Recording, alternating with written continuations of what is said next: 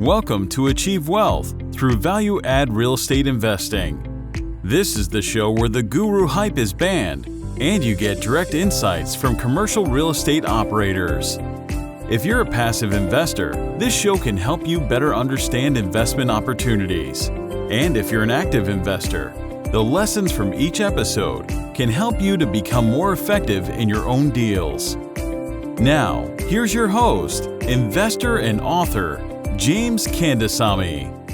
Hey audience, this is James Kandasamy from Achieve Wealth Podcast. Achieve Wealth Podcast talks to and interviews a lot of commercial real estate operators and focusing on a lot of discussion about value-add real estate investing. Today I have Neal Bawa. Neal Bawa is from Grocapitus, a commercial real estate investment company. He negotiates, sources, and acquires commercial real estate properties across the U.S. He has like almost 400 investors right now, total portfolio size of 1,800 units, in which like around 1,400 is multifamily and another 400 on student housing. And I would like to welcome Neal. Hey, Neal, welcome to the show. Thanks for having me on the show, James. Very excited to be here. Good. So Neal is, he has been on a lot of podcasts and a lot of discussion goes around the data collection and experiments that you do in your, asset management and in terms of your operation and just finding the right cities, right market, and also operation leasing. So there's a lot of data that's being collected, right? So we can go through that in a short while. My question to you, Neal, in the first place is, why did you start collecting all this data? Well, I started collecting the data because I screwed up big time. Okay. So I started my real estate career in reverse. I mean, most people will start with a single family rental, right? I was a technologist and I got a chance to actually build campuses from scratch. My boss, helped me. He was the CEO of the company. I was chief operations officer. This was a technology education company and we were growing so much that we decided we were not going to rent offices from somebody. We would build our own campuses. And so that project of building that campus was insanely complicated because, I hadn't even built a single family home, right? Here I am building a 27,000 square foot campus that's mixed use. It's got classrooms, administrative areas, and restrooms. And I had to learn everything from, egress and fire codes and, doors that lock when there's a fire and, ceiling heights, air conditioning, cooling, heating, and 500 other things, right, related to that. So it was a trial by fire. I learned very quickly and did that in 2006. And so, 2003, then again in 2006, and got very confident about real estate. I think in my mind, I got overconfident. And so I went and bought 10 single family homes in California, timed them correctly due to no, credit of my own. It was just, 2008, 2009, and got crazy confident. I thought I knew it all. The fact was I knew nothing and I didn't understand that. And so I went to Chicago and bought 10 triplexes and I screwed up really big time. I made massive mistakes. None of those 10 properties really ever made any money. And I realized just how little I knew. And because of that disaster, which basically was $1.5 million that got tied up for 5 years with no returns in the middle of one of the greatest, gain markets of all time, I realized that I needed to learn more. So I started collecting data about why those units never made any money. And what it came down to is that I was spending too much time looking at the rents and looking at the units themselves, and not spending enough time looking at the area quality, the quality of the tenant base, the demographics of the area, the income levels, job growth levels, the population growth. All of these demographics are mega factors that affect every single thing that we do. And they affect them in a way that's very difficult for us to ascertain. So it's almost like you're being carried along on a boat that's going somewhere at 50 miles an hour, but you cannot see outside the boat, right? That is the situation. That is the reality of what is happening. And so I started doing a lot of research and data collection. And the more I collected data, the more I realized how powerful it was if I could go beyond data collection to doing data analysis and applying the analysis from one city to another, applying the analysis from one neighborhood to another, from one state to another. And the more I did it, the better I got at it. And so I decided to do more and more and more of it. And that's how my journey started. Yeah, I think demographic analysis has been missed by a lot of gurus out there who are doing teaching real estate investing, especially even on the multifamily side, right? People are just looking at numbers right now. And I think commercial real estate consists of two things. So what is the user and the space, right? Yep. So, and we are missing out the demographic side of it, which shows the demand, right? And I think that's where what you're talking about in terms of demographic and also the what is the submarket demand, right? What is changing over there? What's the crime rate?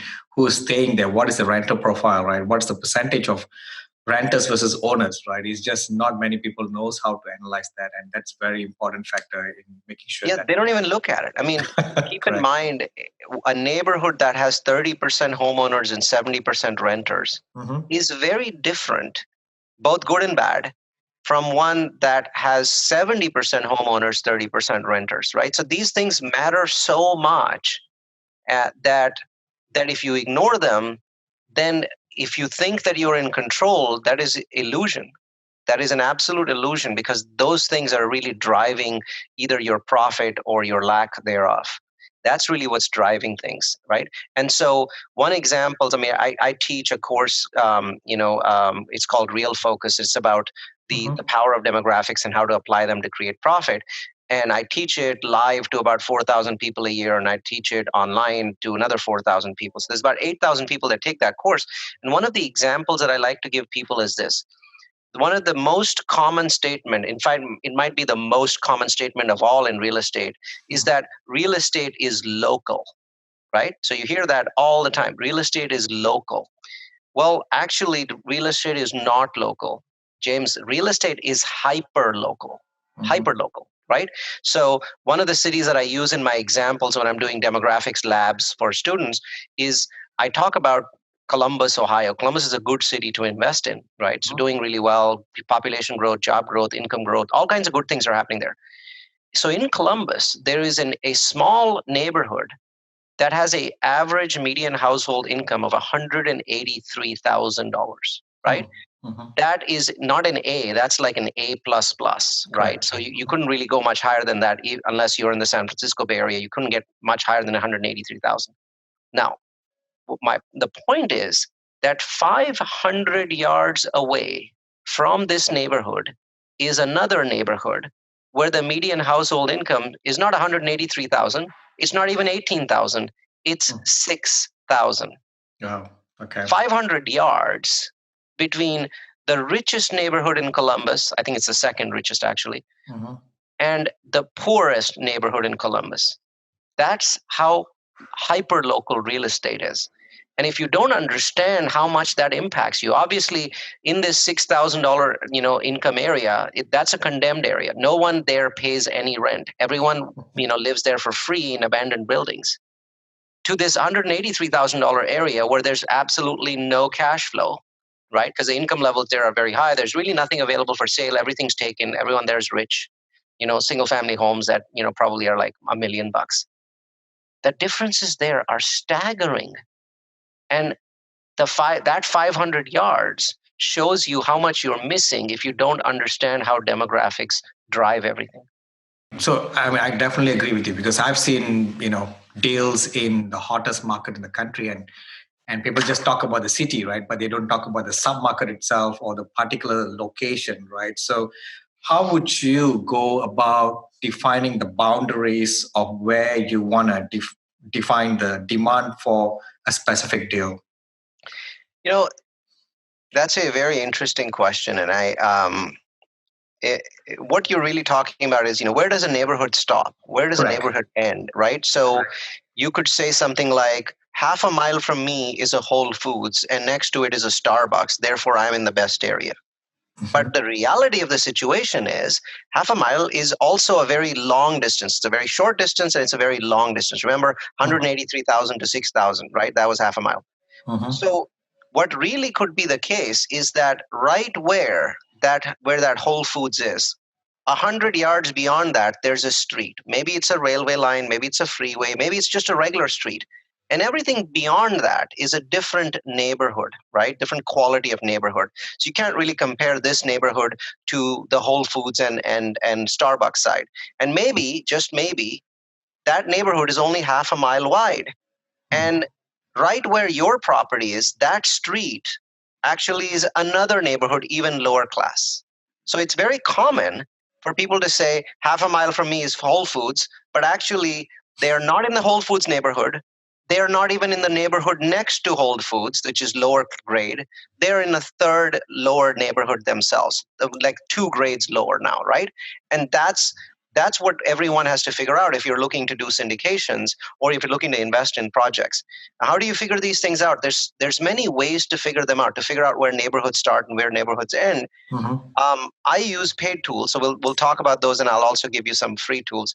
Neighborhood Scout is the best neighborhood tool I've seen. I've seen many of them, but neighborhoodscout.com allows me to do 2 things. It allows me to basically plug in an address. So it could be a 200 unit property. I plug in the address.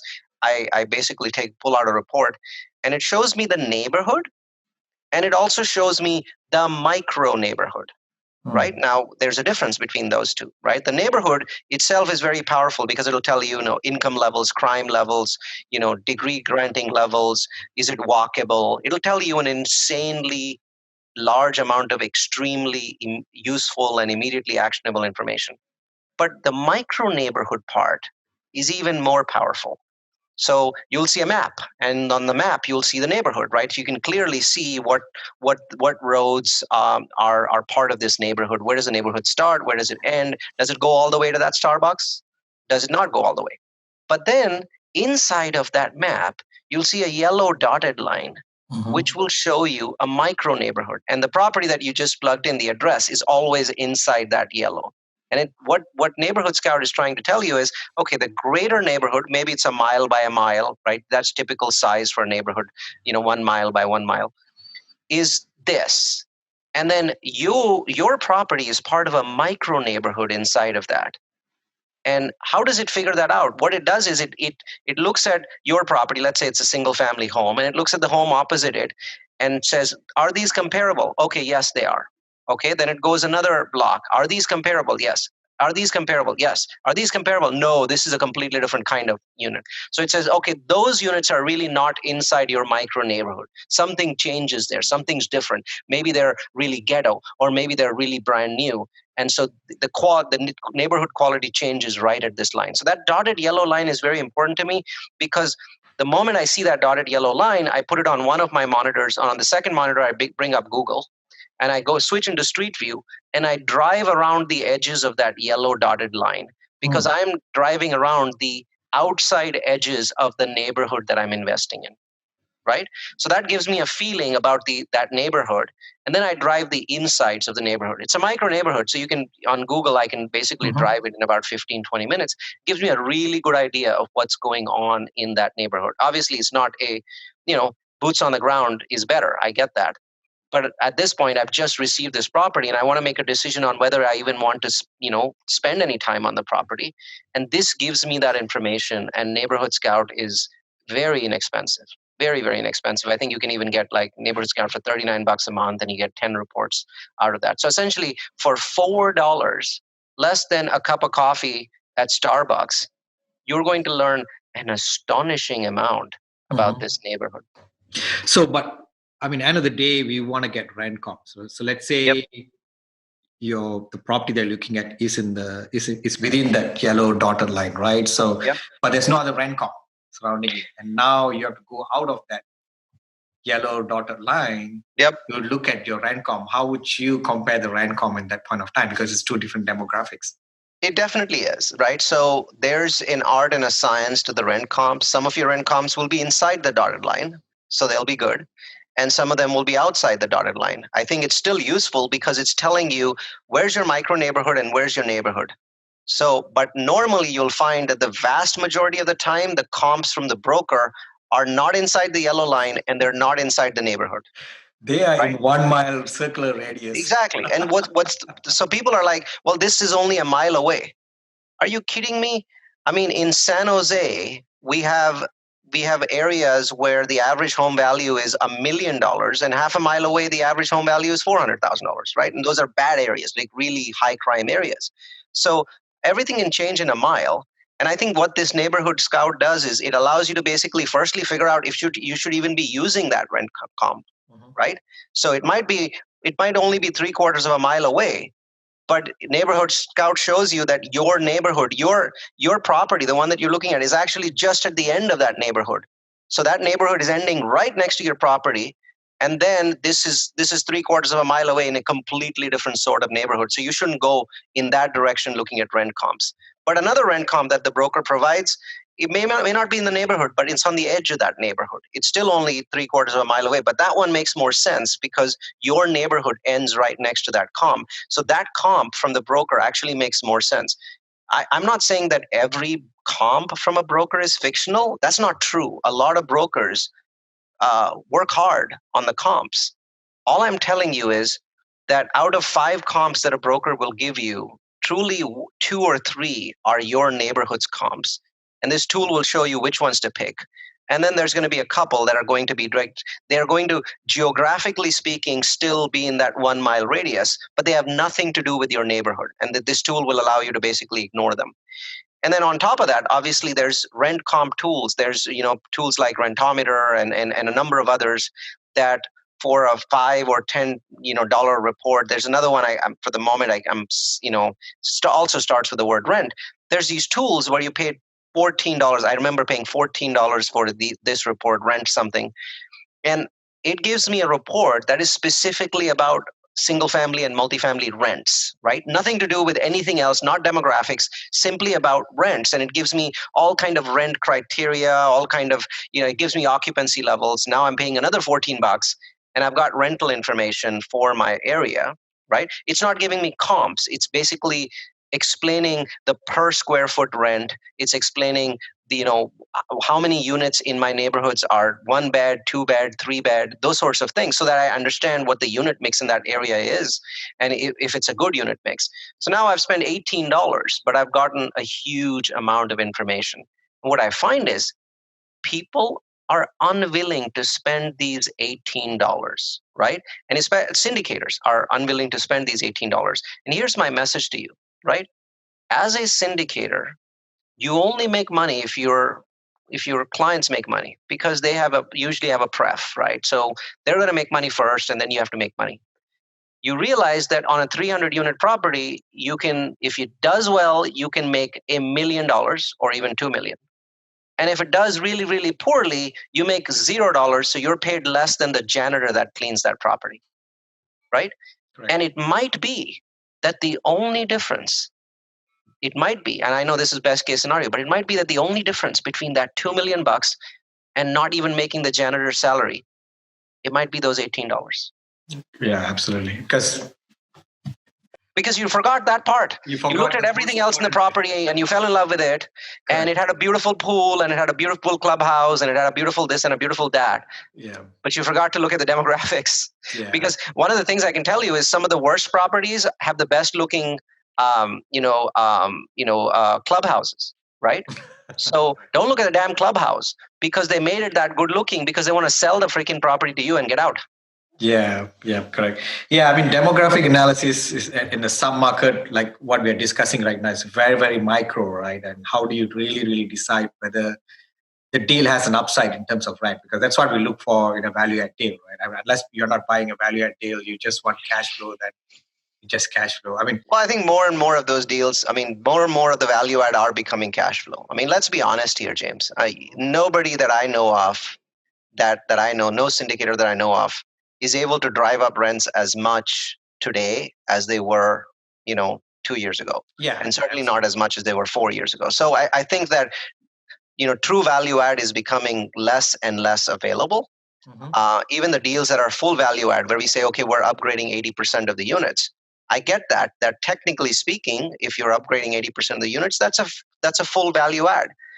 But I would challenge whether all 80% of those units would receive $150, $200 rent bumps. Some will, some won't. The market is changing. The environment is changing. There's only a certain number of people in that neighborhood that can afford to pay that higher rent. And as you rehab more and more and more of the properties in that neighborhood, it becomes difficult, more and more difficult to achieve those rent bumps. So I think more and more people are doing light value add. At least that's where I'm seeing the industry moving to. Oh no, even myself, I've moved from deep value add 2 years ago to lighter. I mean, I still do value add, but it's no more the deep value that I used to do. And just because I'm doing more agency loan nowadays, no more bridge loans and all that, right? Just because of the market cycle. So I think that's wise. That's really wise because we have to be cognizant of where we are in the cycle. correct. And so I think you're doing the right approach because a lot of these deeper value add projects, there's another name for them, and that is they're higher risk. Higher right? risk, and you also pay a premium for it, right? Yeah, yep, absolutely. Nowadays, the sellers and brokers are, you are basically overbidding that prices up, and you're basically taking the value away by paying more, right? So, unfortunately, that's the case. I mean, our company right now has 3 rules. mm-hmm. Number 1, everyone is overpaying. Number 2, everything we buy, we've overpaid.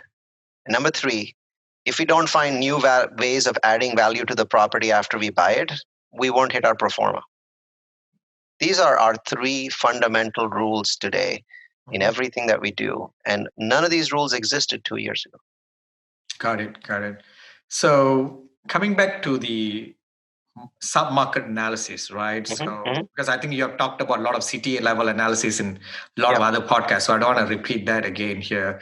But coming to sub-market analysis, so let's say you're trying to prospect a market, right? So let's say, I know you like Boise, Idaho, right? That's the top market that you see. So let's say now you have Boise, Idaho. How do you go about prospecting within this city, right? How do you look at whether the deal, because the cap rate in certain part of the city may be different in certain part of the city, right? So, always, yeah. But how do you go about prospecting, or do you just get the deal and start going and analyze the deal? Well, the true answer is that several years ago, I didn't have the kind of broker and partner operator relationships that I have today. My initial approach was to use a tool like City Dash Data. I use a number of different tools, but Neighborhood Scout is my favorite neighborhood level tool. City Data plus Local Market Monitor plus Housing Alerts. These 3 are my favorite city level tools. And then, of course, there's CoStar. CoStar is not just a demographics tool. Obviously, CoStar has a huge number of other benefits. The biggest benefit of CoStar is supply. It understands incoming supply in a market, which, as far as I know, no other demographic tools understands. Simply because CoStar has these 50 Prius cars that drive around 50 US metros on a daily basis, trying to figure out all new construction that's going on and totaling it up and trying to figure out if demand is in excess of supply, right? And in many great neighborhoods, really good neighborhoods, demand is often not in excess of supply. That's because the neighborhood is so great that people are building 3,000 units in a 2-mile radius of you, which means that everything might be hunky-dory now, but 2 years from now, you'll be in trouble. So I don't have a cheap answer to give you when it comes to neighborhood supply levels. Really, CoStar is the best option to look at supply and make sure that you don't end up in a market where you'll have 3,000 brand new units delivering, and they'll have 2 months off as concessions and basically tank your rents for a year. So that's my feedback on supply. Now, away from supply, looking at demographic trends, you can do that analysis on a tool called citydata.com, city-data.com. So when I look at city-data, there's a map on city-data. So you plug in the city. So it could be Houston, could be Columbus, could be whatever city you're in. It works better on mid-size and large-size cities. Doesn't work well on like a really teeny tiny city like St. George. You're not going to get as much value out of that tool.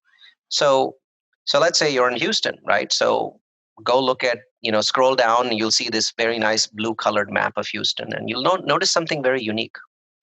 This is something I haven't seen in any free tools. That map of Houston is already broken up into bits. And you'll notice that some of the bits are really tiny, like half a mile by half a mile. And some of the bits are big, 2 miles by 2 miles, 3 miles by 3 miles. And what city data is telling you is that tiny little bit, everything inside that resembled everything else inside there. But that big one that's next to it, the 2 mile by 2 mile, once again, the same principle applied. Everything inside of that 2 mile radius resembled everything else. That's why some of these neighborhoods are tiny, some are mid-size, some are large size. So what you're really looking at in that map are the neighborhoods in that particular city, right? And if you click on any one of those little tiles, a box will pop up. That box will give you information specifically about that neighborhood. And there are 5 metrics in that box that I like to use. Now, keep in mind, if you pay for Neighborhood Scout for that particular address, you'll see more information than this, but obviously you're paying for that. If you want something for free, here it is. That box, the first thing you want to see in that box is the income level in that micro neighborhood. Remember, it might be like 400 yards by 400 yards. You want the income level, the median household income level in that neighborhood. You want it to be above $40,000. 38 is still okay in some of the Midwest states, but what I find is when you're down to 35, it doesn't matter where in the US you are, you're going to have delinquency trouble. So median household income of 38,000 is the minimum acceptable level for multifamily projects. You can obviously, this number has to be higher if you happen to be in San Francisco. It has to be higher if you're in New York. So I'm going to basically say the rule doesn't, that 38K number is really for markets that cash flow, right? So Texas markets, Florida markets, maybe not Miami, but the rest of the Florida markets that cash flow, maybe not, Central Austin. So understand what I mean by, cash flowing markets. Here's what you'll see. At 38K, when that number, the median household income in that box, when it starts going below 38K, your delinquency levels start rising. And the true killer of profit is not occupancy. The true killer of profit is churn. And churn is tied to delinquency. Delinquent tenants, some of them do care about their credit. And so they just simply move out. They just leave a key and move out. And they basically say, yeah, I'm going to skip and let's see if this guy's going to chase me, because they know 90% of the time it's not worth your while to chase him and try and get that money. You just move on, you rent out your unit, you move on with your life. And these skips and the delinquency connected with them, the repainting, the time that it takes, the marketing cost, the effort, the people time kills your profit. And what I found is by the time you drop from $38,000 in median household income to 30, the property and the project for the most part has become unviable. I do not know of any syndicators that can make profit in a neighborhood that is under $30,000. I've made that mistake myself. I haven't been able to make money. So to me, that first number that is an absolute is go into a neighborhood that has the income to support what you are trying to do. Keep in mind, you're trying to raise rents, right? Yeah. So even 38 is kind of borderline, right? I tend to basically use 40,000 as my minimum number. I have properties that are at 42, 44, 46, right? By the time, if you're in the 50s, you're doing really well. If you're in the 60s, then your property is getting closer to a B, and by the time it hits $70,000, you are in a B area. So a C area, one of the definitions, my favorite definition of a C area is 40 to 70,000 in income, right? And a D area is $30,000 and below. So C minus is 40 to 30. Got it? Got it. So those are kind of and obviously these are metrics I made up myself. You could successfully come to me and argue, no, in my area, it's C minus is not 40 to 30. It's 35 to 25. I'll just say, okay, that's fine. These are rules of thumbs that appear to work in the vast majority of the United States that people are investing in. May not work in your area. No argument. But I think that within the bounds of them being rules of thumbs, they do work really well because they allow me to understand the quality of an area. Okay. Got it. There are states that have lower delinquency. Utah, for example, for cultural reasons, you can go a little bit lower than that simply because the 10% of their income is going to the church, right? Everybody in Utah are very religious people. They contribute 10% to the church, which means that when they do get in trouble, the church helps them out, right? So many times in Utah, you can have low delinquency even in markets that are under 35K. So that's a cultural issue, a cultural benefit that they have, but it doesn't necessarily apply to most parts of the US. So that's the first thing that comes up in that box. Remember, we're in city data, we're looking at the blue map, we're looking at the tiles and we're clicking on them and a black box comes up. Well, the first thing there was income. The second thing that comes up on that box is the poverty level, right? It's very much tied back to the income, and poverty level, you want to be below 15% as much as possible. If you can be below 10%, you're going to do really well, but 15% I think is acceptable. And if you don't mind taking more risk, if this is if you're a new syndicator and you really need to get going, then maybe 20. But I can tell you, if that number is 30, you can't make money. It doesn't matter how high the rents are. It doesn't matter how many units have been bumped up by the previous guy and they have $200 in rent bumps and 300 and all that wonderful stuff. It doesn't matter. At 30% poverty levels, you cannot get 12 consecutive months of rent from your tenants. So would you recommend, I mean, I know that's the job of the active sponsor when they find deals, right? So even the passive investors should go and look at deals that... Why not? Everything I told you, if you take this podcast, and I mean, it's going to be on James's website, you can go refer to it whenever the heck you feel like, right? Yeah. So it shouldn't take you as a passive investor more than 10 minutes. To right? check it out. Yep. The rule still applies, right? And keep in mind that a lot of Class Cs are going to be borderline on this. So don't expect that good syndicators are really buying properties at 5% poverty levels. If they at 5% is not a good deal. At 5%, that's a Class A area, and your syndicator is not going to make you any money. So there's no problem with it being borderline. You just don't want it to be too far from these numbers that I'm giving you. Correct. So let's say you get a deal today on the neighborhood that meets all your criteria, right? Poverty level, household income, and all that. So how would you go about underwriting that deal? What's the first thing that you would look at? Well, I look at the numbers at the same demographics numbers to determine what my delinquency numbers are going to be, right? Because I find that I can raise a property's occupancy. So there are certain levers that I have that a typical syndicator doesn't have. Syndicators don't have marketing teams, right? Their syndicators basically have a property manager, and that property manager might be good at marketing or bad at marketing. They're typically bad, but they're never excellent, right? So we basically decided early on that extra value add that we have to add in, that no one else is adding in, is marketing. And by marketing, I don't mean investor marketing, I mean tenant marketing. So for every property that we have, we're actually adding more leads on top of what the property manager is generating. For some properties, it's 30% more than they're generating. In other properties, it's 3 times more than they're generating. So if they're generating 1,000 leads a year, we're generating 3,000 leads a year and giving those leads to them. So I can basically move the occupancy numbers up, and I'm very confident about those. So I go back to delinquency. So I look at the delinquency of that particular area. Obviously, CoStar gives you delinquency numbers, so that's very good, useful information to have for that particular neighborhood.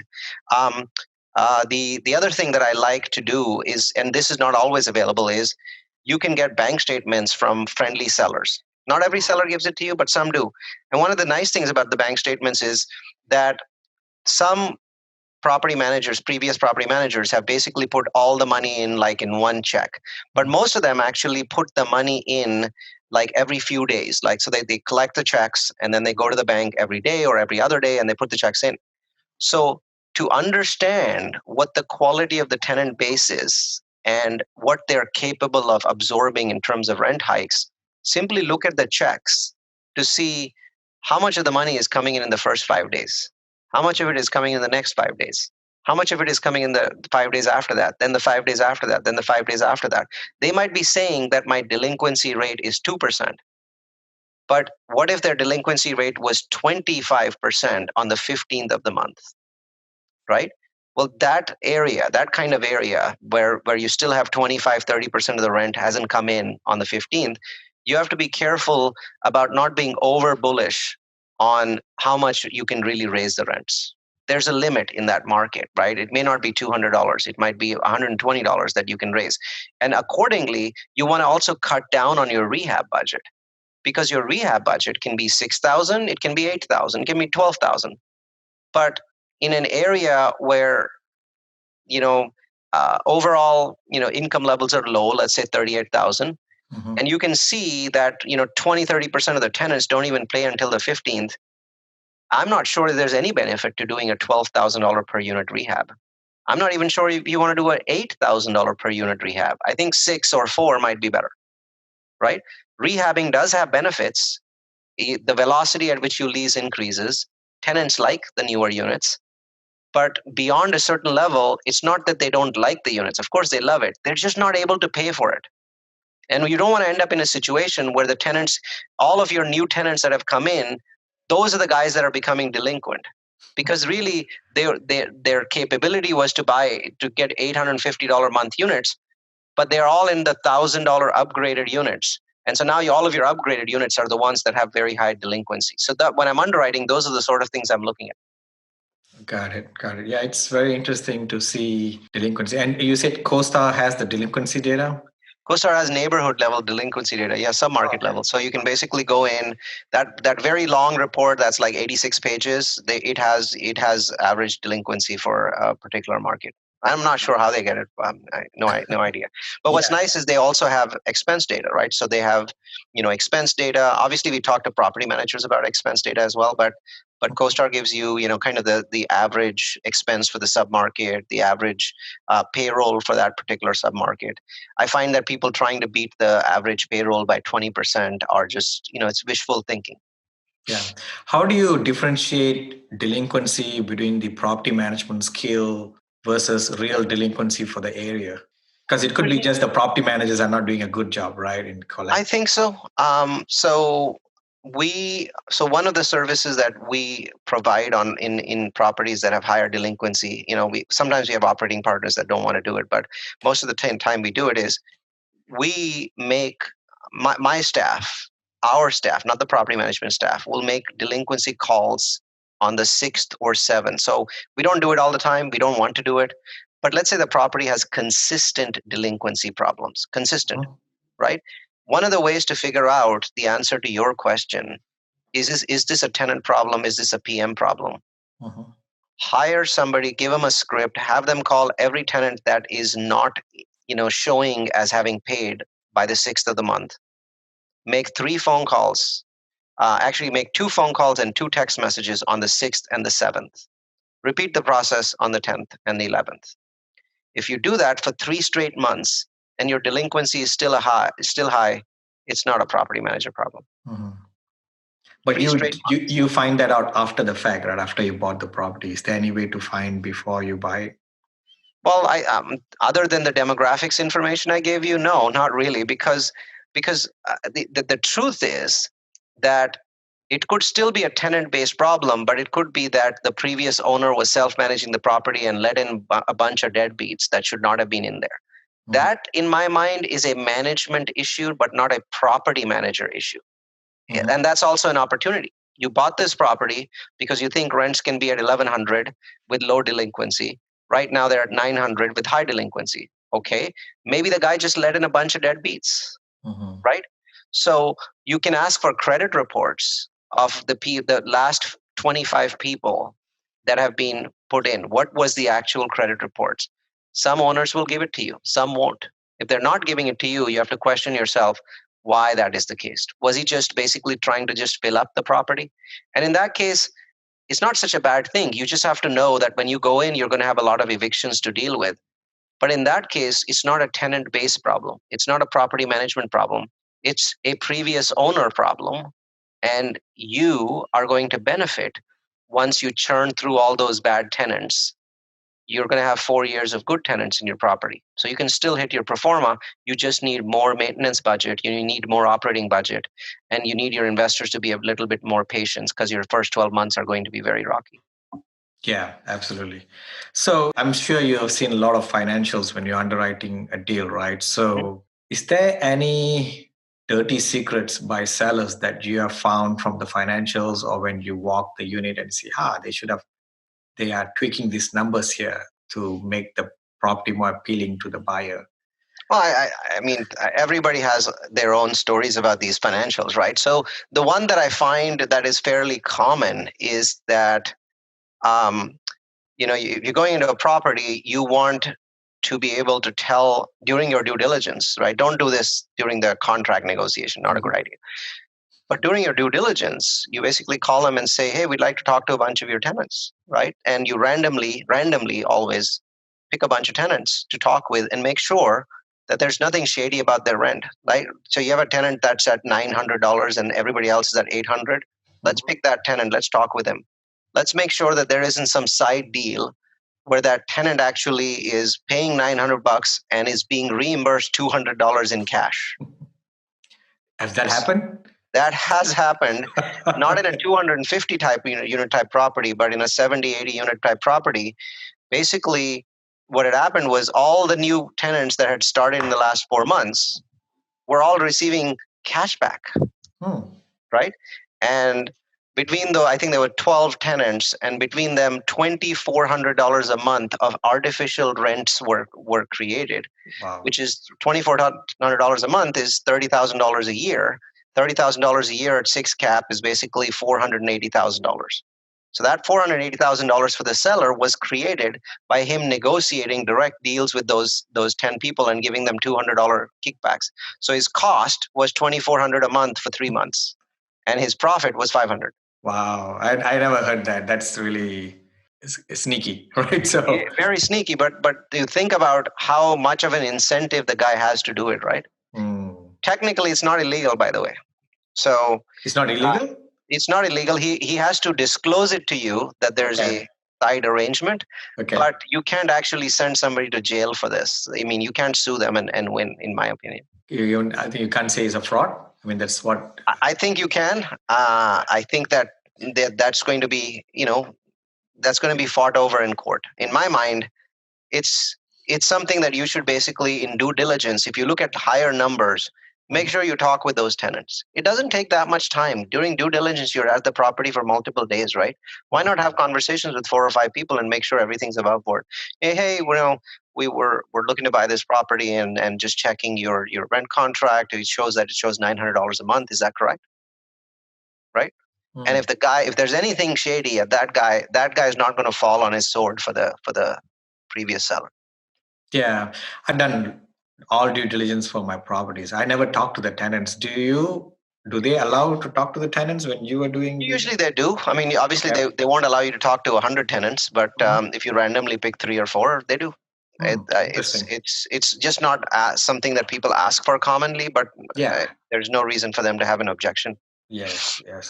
Correct. So that's one that I've seen commonly. The other one that I've seen commonly is that everything that you're looking at is actually coming out of the property management software, not from the bank statements. So you look at the property management software and it says $111,000 in monthly, fee, rents. But when you look in the bank, it's just 88, right? So what they're doing is basically they're not allocating for bad debt properly. And they're saying, "Oh, I'm sorry, it's just, we have this line item in our, this is the way that our property management, blah, blah, blah, blah, blah, software works." What they're trying to basically say is, "Oh, I'm sorry you caught us, but we're going to try and explain it away as some idiosyncrasy of the way our property management software works. We didn't actually make 111 that month. We only made 88,000. Right? Wow. So I think reconciling bank statements to what the property management software says is very useful. It also gives you, they may not be trying to screw you over or anything. So the difference may not be 88 to 111, might be 88 to 91, but it still shows delinquency in that property. So have you had any of these cases and you backed out of the contract? Yeah, I have. Okay. It's also tricky nowadays, right? In the hot market nowadays, because people are paying day one hard money. It's very difficult. That's what scares me a lot. I mean, you pay hard money and then you find something where they have tricked you. The only way to get that money back is to sue them. Correct. Because people are paying in a hot market, like $200,000. Yeah, even $200,000. I mean, it's ridiculous. I mean, that tells me that something is wrong. Yeah. In my mind, there is no conceivable reason why anyone should pay $200,000 hard on day one. This is all frenzy that has been created by brokers and is a sign of an unbalanced market. There is no reason why that should ever happen. Yeah. I mean, they do have something called early access agreement where you can go and see, the rent roll and all that, but you can't do. I mean, you can do a thorough due diligence. Some sellers allow it, but nowadays, even that nowadays they don't allow. I mean, that's Well, in my mind, James, I mean, if that is their intent, why don't they just say, okay, well, we'll go hard on day 5, Mhm. right? When people want you to go hard on day 1, uh, either they what there's no way to tell if they are doing it because they are unethical, or simply because they want, somebody who has enough skin in the game and enough confidence in his ability to close. The majority of the time, the reason is perfectly legitimate, that they want you to close, and so they want you to go hard on day 1, right? Correct. But I don't think that that's the reason 100% of the time, or anywhere close to 100% of the time. Awesome. Yeah, it's a bit scary when you do day one hard money. So coming back to value add, I presume all the deals you're doing is value add deals. Is that right? Yeah. I mean, not a deep value add or not the completely. So I have some deep value adds, but a lot of them are, standard $6,500 type value adds. Okay. So what is the most valuable value add that you see? Oh, it's easy. So the most valuable, the single most valuable value add are USB ports, one in the kitchen and one in the bedroom. So of all value adds, nothing comes close to that. Really, especially just because everybody needs a USB It's port. because everybody that comes in comments on it, right? So everybody that comes in comments on it, and this is one of those universal things where men and women comment on it equally. And an even better value add is, these days, the wall plates, right? So you get the wall plates with the 2 USB ports, correct? So if you want to really wow people, the new USB-C standard, pay $4 extra for one that has 2 standard USB ports, but the one in the middle is that new USB-C. Wow. Yeah, so I think those are incredible value adds. They give you, 100x return. Awesome answer. That's absolutely helpful. So Neal, let's go to a bit more personal side of questions, right? So why do you do what you do? The truth is I fell into it, right? So this hasn't been a conscious thing. I did technology. I started doing real estate because I was paying 50% in tax. So basically, tax avoidance was the primary reason why I fell into real estate. But I think the bigger thing was that on the technology side, when I had W-2 income, many years I made more money than I made in real estate. Um, but I always felt nervous. It's like when you have a $350,000 salary, you're always nervous about your position. Like, I always have to perform. I can never have a bad year, right? Because they might start thinking, well, we could hire 2 guys for 175K each and get rid of this guy, Neal, right? So there was always that nervousness about not being in control of my destiny. And I don't feel that now. It doesn't matter if I have a bad year and I only make 100 grand, but I still have control of my destiny and always make it up next year. So to me, I think it was less about ownership and more about control over my destiny. Okay. But so will you be keep on buying deals? I mean, is that what your plan is? I mean, where do you want to stop, or is there a place stop? What drives you to buy the next deal? In my mind, what drives me is that I still feel like I'm creating value in each additional project. I'm finding some way to make those projects work. I'm contributing, and I'm making investors happy, and also increasing my own net worth. Will I keep doing it? No. I think that, truth be told, I mean, I admire people like JC Castillo, who just love it so much. He says, Neal, I'm going to be doing this for 30 years. And I said, if I know one thing for sure, I mean, you're very sure about what you just said, JC. I met him recently. I know for sure I won't be doing this in 30 years. And I know for sure I may not even be doing it in 10 years. I mean, to me, I think that life is an evolution. And I don't mind telling my investors, look, I'm going to do this for 5 to 10 years, and then I'd like to do something else, because my career is very diverse. I've done, solar education. I've done, basically businesses around nursing. I've done high technology, like 3 different kinds of high technology: staffing, consulting, education services. I've even, been a primary investor in a gas station. I'm an entrepreneur. And What that means is at some point, I want to create the systems and processes so other people smarter than me can continue running the business forward. And so my most coveted title is not founder and it's not CEO. It is chairman. And so the long-term goal is that at some point I want to switch to doing that. But I would not hesitate to shut down the business if I didn't feel I was adding value. That this business only survives when it adds value. If it doesn't add value, making it or forcing it to survive makes it a parasite. So when you say add value, means add value to your personal life? Add value to my investors. Okay. So by default, so I don't say add value to my personal life, because if I add value to my investors, the adding value to my personal life is automatic. It happens by default, right? So to me, the only kind of add value that we should be looking at is adding value to our investors. And if it doesn't add value, we'll do something else. Doesn't mean I'll go out of real estate. One of the things is I'm a very unusual syndicator in that half of my projects are new construction. The project that I'm coming out with this week is called The Grid. It's a $30 million, student housing project, new construction. And so why? Because I'm beginning to, as the market shifts and Class C properties become so expensive that everyone's buying 6 cap on actual or 5.5 cap on actual, then it's in the back of my mind, I'm going, well, I can make a brand new Class A for 7 cap. I know it's risky during construction, but let's say I get through the construction phase. Isn't it less risky? Because at this point, maybe it's not 7 cap, maybe 6.5 cap. But don't I have a 6.5 cap Class A building? What's the worst that could happen? We have a recession after drop rents. So what? It's still a 7 cap building and it's brand new. Correct. Right? That part of it is not going to change if I can't raise my rents.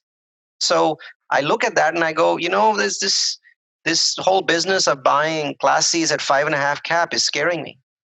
Yeah, I was talking to a broker the other day. He was trying to get me to buy a 1960s product at 6 cap. You say, for 6 cap, Austin is good. Now, then I say, what about B class 1980s? Oh, it's like 5.5 cap. I say, I'd rather buy the 5.5 cap rather than buying a 6 cap. Doesn't make sense, right? So, I agree with you. Yeah. To me, I think actually, you're honestly, you should not be there. Between a B and a C, if there's a half cap difference, always buy the B. Yeah, exactly. So, is there anything that you do in your daily life that you think has contributed to your effectiveness in becoming very successful? I think structure. I'm a robot that has some human characteristics, and I like being a robot. I'm extremely structured, absolutely structured all the time, and I feel that it's difficult for people to tie themselves to structure. That's a very hard thing to do because we feel like we are losing something about ourselves. We feel like we're losing a part of our humanity. What I've found is that it's actually the reverse. I'm very structured. I start my work, I work with an extremely high intensity, and then I stop. And when I stop, I completely stop. I have nothing to do with work because I make sure that every second of those 11 hours or 10 hours that I work really count, right? And to me, I think that makes me have a significantly greater output than some other folks. Got it. Any advice for newbies who want to start at multifamily? Yes, right now, be careful. I think that please understand that while there is no crash on the cards, I don't believe in all this nonsense about, prices going down 20%. People say that. They clearly don't understand macroeconomics. But you are buying at the peak. This may be a peak that is sustained for a significant amount of time due to the fact that we've got, basically, it's very difficult for prices to come down because of macro reasons. But you're certainly not going to see the kind of all ships rising effect that we have seen in the last 5 years. You're starting now. Please do not apply the past to your present. This is a tough time. It's going to be very hard. If I was starting today in 2019, the 2013 version of me would advise the 2019 version not to start. That's how frank I have to be. If you're starting, that's fine. But I think you should be cautious and be aware of what kind of environment you're in. Got it. Well, Neal, thanks for coming to the show. Can you let our audience and listeners know how to get hold of you and how to find you? Sure. I think the best way is through education. I'm an educator. I connect with people through education. I have a portal called multifamilyu.com. That's multifamily followed by the word u.com. We have about 50 webinars that we do every year on multifamilyu.com. We archive all of them. They're deep dive webinars. They're very different from podcasts because there's a lot of displayed content. And tens of thousands of people attend those webinars each year. So that's probably the best way to connect with me. I don't mind people having my direct email address. My email is Neal, that's the Irish spelling, Neal, Neal at multifamilyu.com. So you connect with me. I also connect with people on Facebook. I think I have about 10,000 people connected with me on Facebook. And then multifamilyu.com. If you want to learn more about demographics, I have a free course. It's at udemy.com, udemy.com/realfocus. And that course, I think right now has about 1,000 people enrolled. So usually has 1,000, 1,200 people enrolled at any given point in time. So that's also completely free course. We don't believe in pitches. If you're a presenter and would like to present on our platform, approach us, but it has to be pitch free. Awesome, Neal. Thanks for coming and adding huge value to our audience and listeners. It has been, I'm sure everybody would have learned a ton of things today. Thank you. Thanks so much. Thanks for having me on the show. That's it for this episode. If you'd like to learn even more, check out James's free audiobook. It's the audio version of his best-selling book on passive investing. You can get the audiobook completely free, along with other valuable resources, by visiting www.achieveinvestmentgroup.com/free audiobook. Also, be sure to join our Facebook group too. To find it, just do a Facebook search for Multifamily Investors Group. Thanks for listening. Join us again for another episode next week. See you then.